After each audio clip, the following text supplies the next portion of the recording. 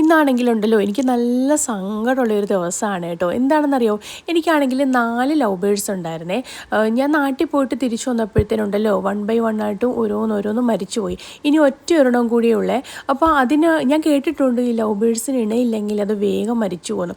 അപ്പോൾ ഈ ഒരു കയ്യിലിരിക്കുന്ന ഈ ഒന്നും കൂടി മരിച്ചു കഴിഞ്ഞാലുണ്ടല്ലോ എനിക്ക് നല്ല സങ്കടമാണ്. അപ്പോൾ ഞാനുണ്ടല്ലോ അതിനൊരു ഇണയെ വാങ്ങാൻ വേണ്ടി പെറ്റ് ഷോപ്പിൽ പോയതാണ്.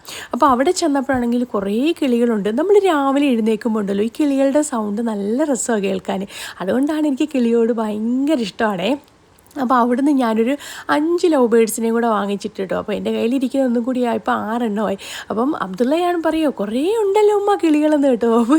ഞാൻ കാരണം എനിക്കിഷ്ടമാണെന്ന് അവനറിയാവേ.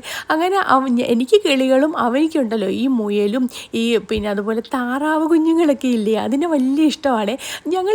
ഞാൻ ഈ കിളിയെ വാങ്ങിച്ച് പുറത്തോട്ട് ഇറങ്ങിയപ്പോൾ എന്നോട് പറയുകയാണേ, ഉമ്മ അവിടെ ഡക്കുണ്ട്, എനിക്ക് ഡക്കിനെ വേണമെന്ന്.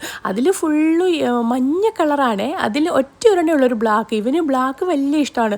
അങ്ങനെ ഒരു ബ്ലാക്ക് ഡക്കിൻ്റെ കുഞ്ഞുണ്ട്. അപ്പോൾ അതിനെ വേണമെന്ന് പറഞ്ഞ് ഭയങ്കര കരച്ചിലായിരുന്നു. പക്ഷെ ഞാൻ വാങ്ങിയില്ല കേട്ടോ. അങ്ങനെ എവിടെ കൊണ്ടിട്ട് വളർത്താനാണ്.